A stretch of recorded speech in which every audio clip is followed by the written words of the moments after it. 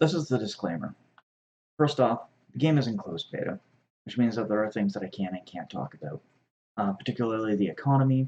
We don't have much information about it yet, so don't bother asking. Second, the game's in closed beta, which means that as you're watching this video, things in it might or might not still be relevant and or accurate. Third, I am not an employee of Horizon, so leading to fourth, my opinions are my own. So take that for what it's worth. And lastly, any video or audio contained in this video is copyright to its respective owners. With that in mind, please enjoy the video. And if you do enjoy it, please click like and consider subscribing. Thank you. See you in the sky. Good day, everyone. Welcome to SkyWeaver Weekly, Episode 4. Today, we're going to be discussing the news, some forgotten mechanics, and attachments. So without further ado, let's get on the road. So, what's in the news this week? Well, we finally have been given a roadmap. Now, remember, this is closed beta, so this is not exactly a concrete road. We're going to call this a dirt road, because it is subject to change. So, the first thing that is on this new roadmap that we've been given is, it looks like we're getting a new engine. So, what do I mean by a new engine? It means that at the office, they are working on, well, a new way to do things in the game.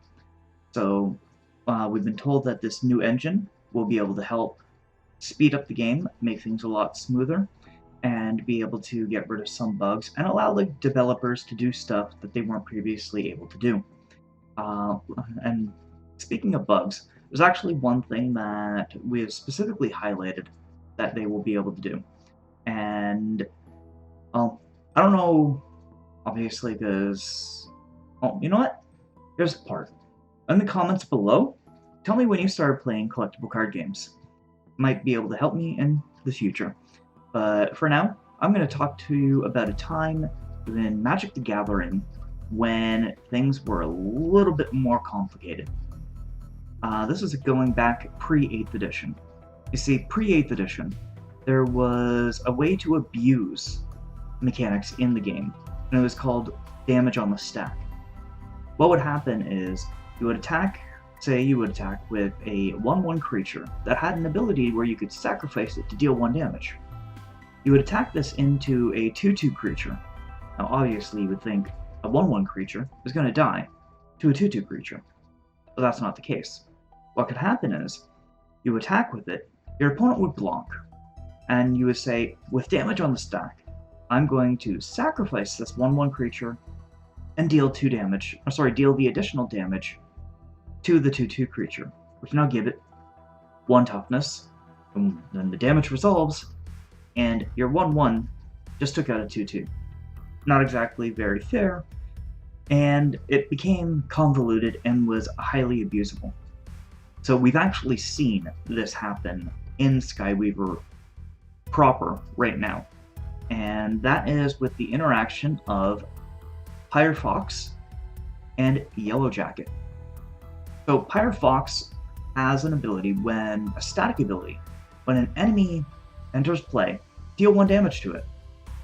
Yellow Jacket, summon, it fights a random enemy. Now, you take a look, and Yellow Jacket has 1 toughness, 1 defense. So you would think that when it enters play, that it would automatically die because the Firefox deals 1 damage to it. But the way that the engine works currently is complete opposite. The Yellow Jacket will enter play, will attack, and then it'll die. So with the new engine, they're hoping to be able to rectify this, make it a little bit more smoother and a little bit easier to understand. Because right now, why that works, it doesn't make sense unless you've ever played Magic the Gathering pre-8th edition. Alright, so next on the roadmap is the economy. So once they get the new engine out, the primary focus is going to be getting the economy online. So now, I want to preface this with something. For those of you that are looking at getting into the closed beta, or are currently in the closed beta, if you don't already know this, we are actually going to be working on the economy, or in the economy, with the Rinkeby test wallet. So this is not going to be live crypto. So if you think that you can get into the closed beta and start mining all this Ethereum in order to be able to get ahead of the game for when it actually goes into launch, into open beta, and then obviously full release, that's not going to happen. Also, one thing that they're going to do, and that is when we go from closed beta to open beta, there is going to be an account wipe. At that point, the economy will be live, but everything that all the testing that will have been done in closed beta will be wiped, and everybody will be starting fresh. So, if you are thinking of getting in just so, again, you can get ahead of the game, that's not the purpose of this closed beta. Alright, so after the economy, so we have roadmap, economy, and the last thing that we've been told is on the roadmap is the Intellect Prism, which I talked about in my last episode. So we don't have much in the way of details, other than we know that every week in the closed beta, they've been doing patches where they've been adding in and taking away cards. What we suspect is that some of these cards that are being taken away are being reworked and will be released as part of the Intellect Prism. And, well, that's about all we know about that, but we do know that it is on the way as soon as we get the new engine up and, as soon as they get the new engine up and running. And as soon as they get the economy going and we get enough testing, we'll get to see that 5th Prism. So, I'm going to go on to what I forgot last week. There's actually 2 keywords that I forgot last week that we need to discuss, because they're vital to how SkyWeaver is played. So, here we go. The forgotten keywords. The forgotten keywords that I had were armor and stealth. Mind you, I think I talked about stealth in the last episode, because... No, I most distinctly remember talking about stealth in the last episode. And actually, you just saw a prime example of what stealth does. But we're going to talk about armor first. So armor, you can see these little guys down here on the field. They have this little blue-white circle electrifying. That is how you know that a unit has armor. Now what does armor do? It automatically reduces any damage taken, or any source of damage taken. Let's be specific about that. Any source of damage taken by 1. Alright, so let's watch this video. So I have a 2-2 with armor, and it's going to attack into that 1-1. Nope, it takes no damage, because it has armor, and it reduced that 1 damage down to 0. Now, you're going to be saying, well, what happens if you're dealing with Wither? If you're not familiar with what Wither is, watch the last episode, that'll bring you up to speed. So here, we're going to see the 2-4 unit just got attacked by Wither. So, as you saw, the Wither actually hit the unit with armor.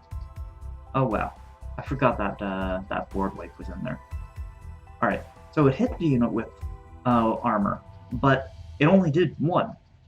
And then you take a look at, we're going to watch the replay again. We're going to see and specifically wait and watch what happens to the attack.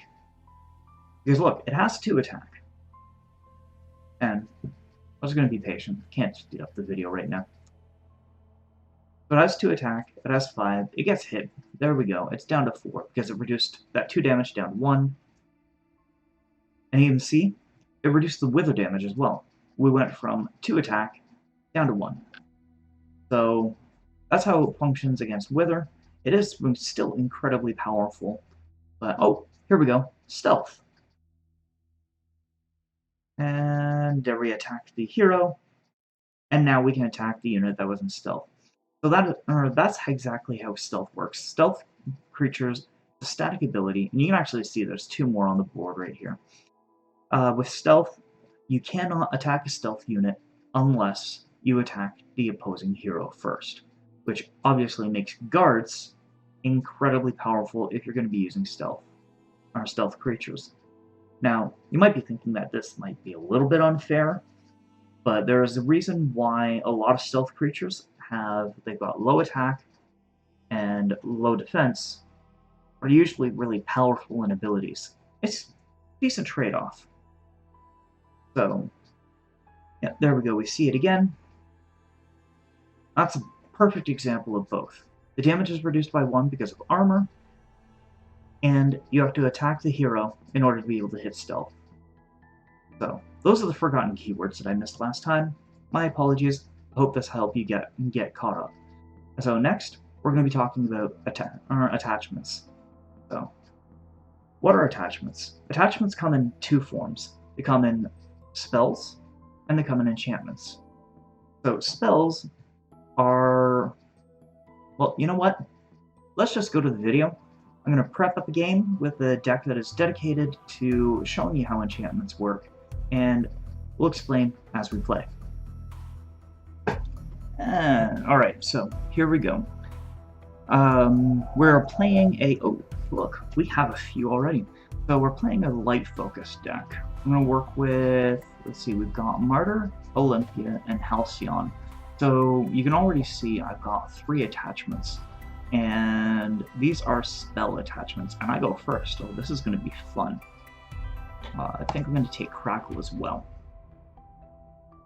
Alright, so what spell attachments are is they're exactly that. They are spells, and they are on the units themselves, and you can cast them as if they were spells that were from your hand.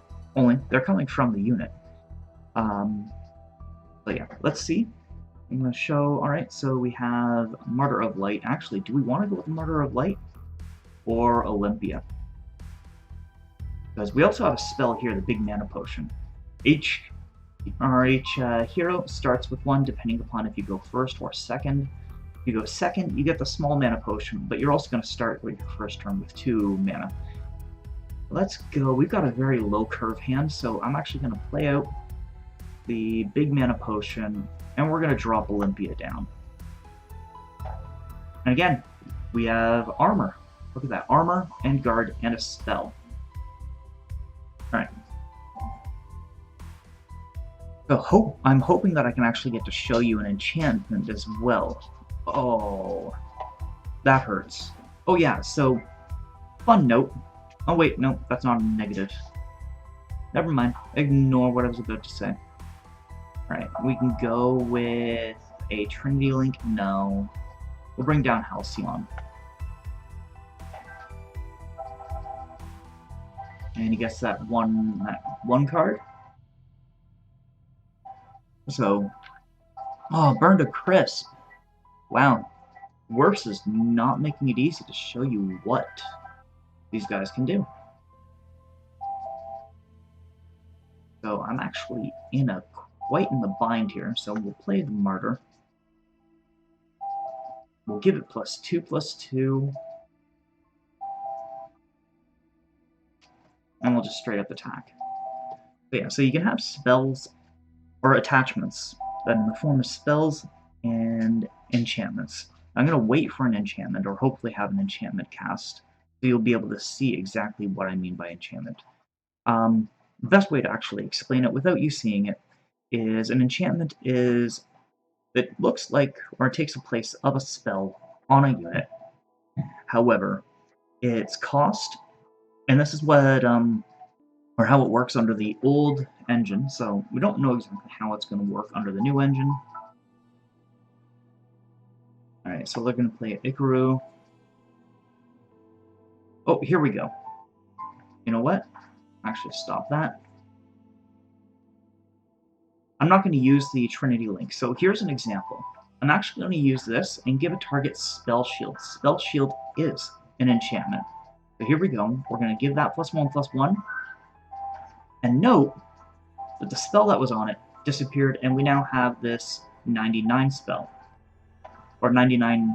It looks like a spell. It's actually an enchantment. Anything that has 99 counts as an enchantment. Because you can never, or should never in this game, be able to get up to 99 mana to be able to get rid of it. And that is purely a function of the old engine. In the new engine, we should be able to have that changed so that it will be a possibility. So you'll hopefully see them later in a different light. So again, here you go. You see it's got guard and spell shield. So yeah, that maximizes our curve pretty much. Just attack worse. and go pass. So now there is no way to get rid of... Oh, there we go. He killed that one. Alright, we have Inspire Light gets Guard Banner. Oh, I love this card. Light Knight is so awesome. But Bard Rock. Bard Rock, so 2, 5, 6, 7 with, because of its Spell Beloved. I'm definitely going to be putting down the Bard Rock. Because next turn, if it goes unanswered, which I don't think it... Oh, look, he actually gave us the victory. So yeah, that's an example of spells. They work in those, again, two fashions. Those are attachments, and they work in two fashions. Those of spells, or those of enchantments. Enchantments, again, being the 99 cost in the current engine, which makes it so that you can't get rid of them. However, you can overwrite them with other spells, as you saw earlier in the game. So, and I leveled up. What did we get? Rubble Devil. I already had Rubble Devil. That's weird. And, oh yeah, right. Actually, a good side note, and a little bit of extra on this episode. If you are capped on the number of cards that you generate after winning a match, let's go. I'll drop into my account. There we are. There we go. Side note, so I have 81 strength, so I just got duplicate cards. In the closed beta, we are not receiving duplicate cards. We still only have it in Singleton. When we go into open beta, this is going to be changed. Maybe even when we get the economy, this is going to be changed. And that's where we'll be able to have a little bit of fun with the trading. Alright, well, thank you for watching. If you like, please consider subscribing and liking the video. And tune in next week when I think I'm going to look at take a deeper look at Prisms.